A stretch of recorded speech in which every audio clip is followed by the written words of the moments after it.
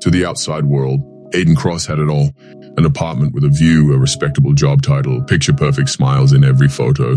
But at 5:06 a.m. on just another Tuesday, he stopped, right in the middle of his living room, with his heart still beating but his soul in a coma. In that exact moment, he realized he wasn't living, he was just operating. And in that silence, he died. Not physically, but everything he was pretending to be collapsed. He turned off his phone, threw away his watch, took off the mask, and disappeared. For 3 days, no one knew where he was, not even him. But it was there, in the middle of nowhere, that he finally heard the only voice that mattered, his own, when Aiden Cross came back. He wasn't just another cog in the system. He was a man forged in the dark. And he swore never to shrink himself again just to fit into a shallow world. You want to know how someone rebuilds from zero? How you kill off the dead version of yourself to make room for the real one? Then don't blink, because this story isn't for just anyone. This story could be yours. It all started with a breakdown at 5 in the morning. The apartment was dead quiet. The sun hadn't come up yet. The city was still asleep. But inside Aiden Cross's mind, everything was screaming. It was 5:02 a.m. He sat on the edge of his bed, elbows resting on his knees, eyes completely empty. Technically, nothing was wrong. Rent paid, bills up to date, healthy body. But inside, everything felt bankrupt. A framed diploma on the wall, unread emails piling up on his phone. And in his mind, a gaping void. Aiden had always been the guy who handled it. Reliable. Efficient, first one in, last one out, smiling on autopilot, hitting deadlines, scheduling meetings. But for weeks, maybe months, all he really wanted was to disappear. He tried convincing himself it's just a phase. Everyone feels this way sometimes. It'll pass. But it didn't. Actually, it got worse. Each morning felt heavier. Each good morning more fake. Each win more hollow. And on that ordinary Tuesday, no crisis, no obvious chaos. Aiden shattered inside. There was no outburst. It was the opposite. It was the emptiness. An echo with no reply, a silence so loud it hurt. He didn't cry, didn't scream, just sat there, breathing, asking himself how someone so alive on the outside could feel so dead inside. It was in that silence that Aiden realized he didn't need a break. He needed a full rebuild. And the craziest part? No one noticed. Because internal collapse doesn't send warnings. It doesn't bleed, doesn't explode. It just builds, meeting after meeting, text after text, morning after morning, until one day you just stop.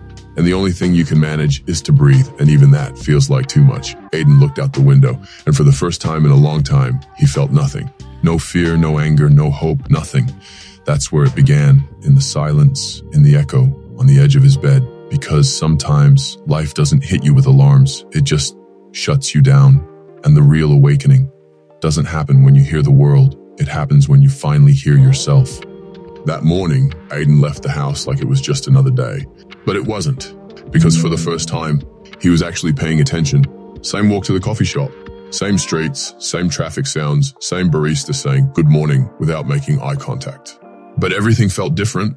It was like the whole world was running on autopilot, and he was the only one who'd taken off the seatbelt. He looked at the people around him, guys in suits with 3-digit under-eye bags, girls typing so fast they forgot to breathe, people laughing loud at jokes that weren't even funny. Everyone too busy to ask themselves, do I even like who I've become? At the cafe, he sat in his usual spot. Same corner table, same coffee. But that day, he didn't reach for his phone.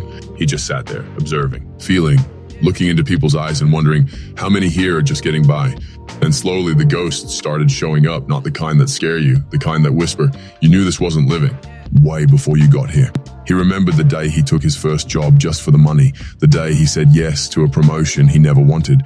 These are the ghosts of routine. They don't come all at once. They hide in small choices, in sleepless nights, in promises you keep for everyone except yourself. Aiden looked around, everyone in a rush, nobody really present. And then it hit him. Routine isn't the enemy. The real problem is when it chokes you so slowly, you don't even notice until you've forgotten who you are. You can still win the day, but not by checking off tasks, by facing yourself, breaking the cycle, asking the questions that hurt, and having the guts to hear the answers. Aiden paid for his coffee, left without saying a word. And for the first time in years, he walked back slowly, because the now is the only place the truth lives. And right then, in the middle of a noisy city, real motivation doesn't yell, it whispers. And if you never stop, you'll never hear it. The next day, Aiden locked his apartment door, closed the curtains, and sat on the living room floor like he was getting ready to watch his own emotional autopsy. In front of him, a cardboard box. Inside, an arsenal of illusions. Diplomas, business cards, photos with filters, notebooks filled with goals he never actually chose. Each item, a version, a mask, a polished lie. He picked up the certificate from the company where he'd worked for 6 years, remembered the promotion speech, the applause, the congratulations, but he couldn't remember ever feeling anything real.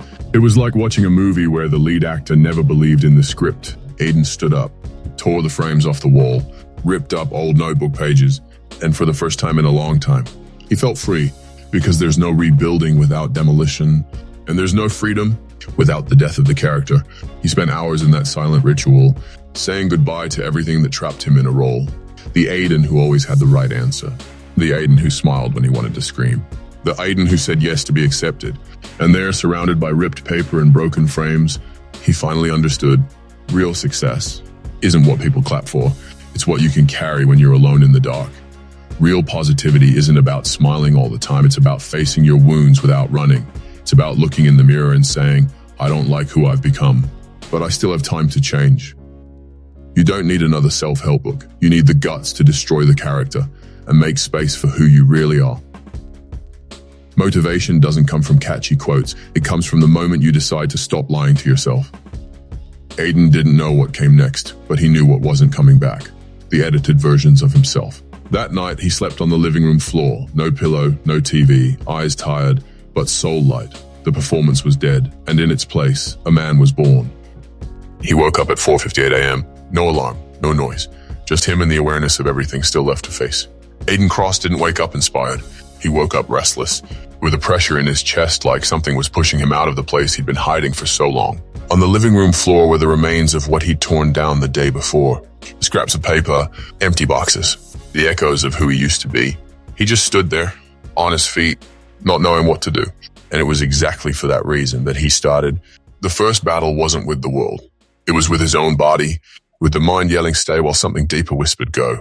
He stepped outside.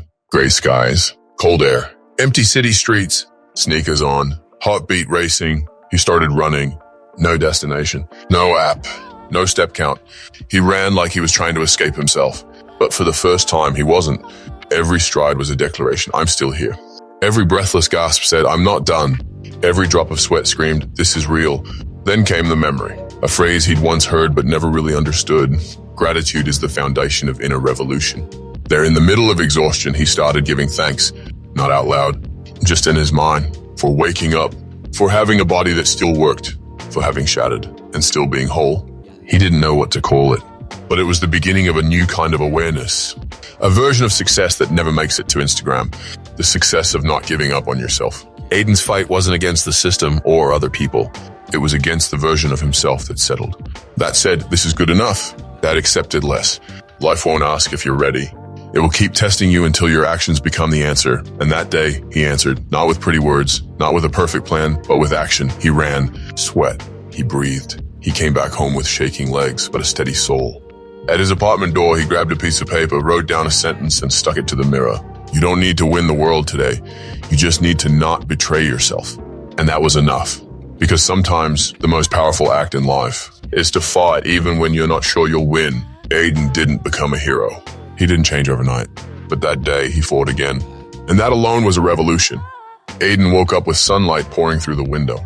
For the first time in forever, there was no weight on his chest. It wasn't euphoria. It wasn't some wild happiness. It was calm. He got up slowly, stretched his arms, felt his body alive. Same apartment, same furniture, but everything felt brand new because he was different. He made a simple cup of coffee, sat on the balcony, silenced. He didn't rush for his phone, didn't open his email. He just breathed. One breath, clean and clear. In that ordinary morning, Aiden understood. It was never about changing the world. It was about changing how he existed within it.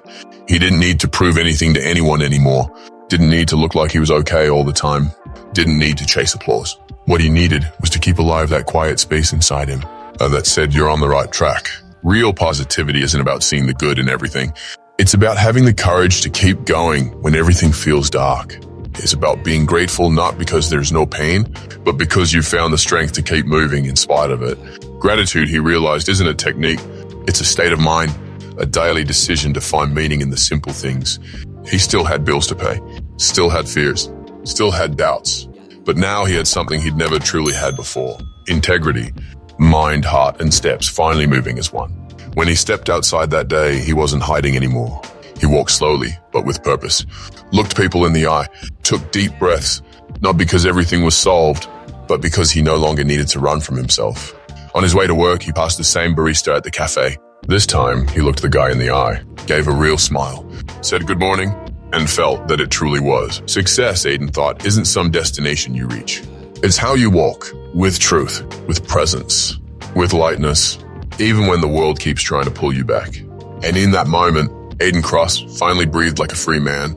For the first time, by his own will, by his own truth, he didn't become a guru, didn't start a self-help page.